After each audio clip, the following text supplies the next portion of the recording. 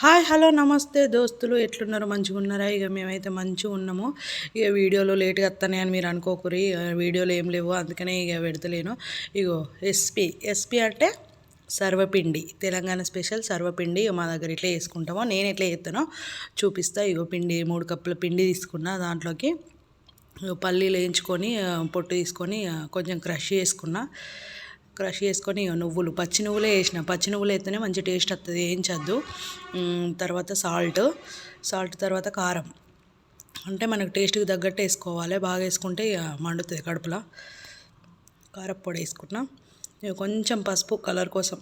ఇక ఆనియన్స్ మంచిగా సన్నగా కట్ చేసుకొని వేసుకోవాలి. మంచిగా క్రష్ చేసి వేసుకోవాలి. మంచిగా కరివేపాకు ఎంత ఎక్కువ ఉంటే అంత వేసుకోకండి, మంచిగా ఉంటుంది టేస్ట్. ఇక మొత్తం అన్నీ ఫస్ట్ వాటర్ వేసి కలపకముందే ఫస్ట్ ఆనియన్స్ తోటి కలపండి. పకోడీ పిండి కలుపుతారు చూడండి, అట్లా కలపండి. కలిపిన తర్వాత అట్లనే ఇగో ఇళ్ళకు వెల్లుల్లి జీలకర్ర ఇట్లా దంచి వేయండి. మంచి ఫ్లేవర్ వస్తుంది, సూపర్ ఉంటుంది. ఒకసారి ట్రై చేయండి. మీరు ట్రై చేయకపోతే చాలా బాగుంటుంది. ఇప్పుడు మనము గారెలు చేసుకుంటాం కదా, సేమ్ అట్లనే ఈ పిండి కూడా అట్లనే వేసుకోవాలి. కొన్ని వాటర్ పోసుకొని మంచిగా కలుపుకోవాలి.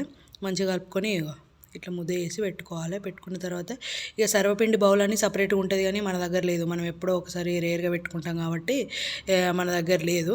ఇక నేనైతే కంచుడుకు పెడతాను. ఇక కంచుడికి ఇట్లా ఉన్నదని ఇట్లా అనుకోకూర్రి, అది ఎప్పుడో బాగా పాతది, బాగా రోజులది, అందుకే అట్లా అయింది. ఇక అందులో పెట్టిన మంచిగా ఆయిల్ వేసి మంచిగా స్ప్రెడ్ చేసి కొంచెం పిండి తీసుకొని మంచిగా ఒత్తుకోవాలి. ఒత్తుకొని మంచిగా హోల్స్ వేసుకొని అందులోకి ఆయిల్ పోతే ఏమవుతుందంటే మంచిగా క్రిస్పీగా కాలుతుంది అన్నట్టు. కాలితే మనకు మంచిగా సర్వపిండి టేస్ట్ ఉంటుంది. మీకు ఎంత అవసరం ఉంటే అంత హోల్స్ వేసుకోరు. నాకైతే అంత అవసరం ఉన్నది అంత వేసుకొని మళ్ళీ ఆయిల్ని మంచిగా స్ప్రెడ్ చేసి స్టవ్ మీద పెట్టి మీడియం పెట్టండి స్టవ్. ఈ కెమెరా మంచిగా పెట్టినా కావచ్చు అనుకున్నా, కానీ అది మంచిగా రాలేదు. ఇక అడ్జస్ట్ కాండి. ఇక అది పెట్టి మూత పెట్టినాక ఒక 2-3 నిమిషాలకు ఇక స్టార్ట్ అవుతుంది. ఇక ఆయిల్ కాలి మంచిగా సర్వపిండి కాలుడు మొదలు పెడుతుంది. అట్లా అయినాక ఇక కొంచెం మధ్యలో స్ప్రెడ్ చేసుకుంటూ ఉండాలి. స్ప్రెడ్ చేసుకొని మూత పెట్టుకొని కాల్చుకుంటే మంచిగా ఉంటుంది అన్నట్టు.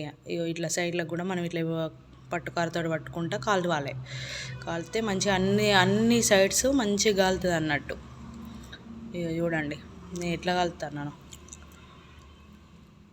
అట్లా కాల్చుకున్న తర్వాత మళ్ళీ ఒక 5-10 నిమిషాలు మళ్ళీ స్టవ్ మీద పెట్టి మళ్ళీ మూత పెట్టుకోండి. మేమైతే ఇట్లనే చేసుకుంటాము, ఎప్పుడో ఒకసారి చేసుకుంటాం కాబట్టి అట్లా. కానీ ఇది చాయ్లో పెట్టుకొని తింటే సూపర్ ఉంటుంది, అసలు హైలైట్ అంటే హైలైట్. కాకపోతే ఇక బాగా హెవీ అయిపోతుంది, అంటే ఆయిల్ కదా, బాగా ఆయిల్ కూడా వేసుకోవద్దు. ఇప్పుడు బయట ఎట్లా చేస్తారంటే సర్వపిండి మొత్తం డీప్ ఫ్రై చేసి చేస్తారు. ఇక మనం ఇంట్లో కాబట్టి అట్లా డీప్ ఫ్రై చేసుకుంటే ఎట్లుంటుంది, కొంచెం అన్న కంట్రోల్లో ఉండాలి కదా. అందుకని ఆయిల్ తక్కువ వేసి అట్లా కాలుతున్నా. కాకపోతే అది అట్లా ఎట్లా లేచింది చూడండి. అట్లా లేచినాక ఇట్లా ఉల్టా తీసేసుకోరు, ఆయిల్ మొత్తం కిందికి పోతుంది. అసలు ఈ ఆయిలే ఉండేది దీనికి. మంచిగా అంటే మంచిగా అసలు చేతికి కూడా ఆయిల్ అసలు అంటుకోదు, మొత్తం కిందికి జారిపోతుంది. ఇదిగోండి మంచిగా వచ్చింది సర్వపిండి. Okay friends.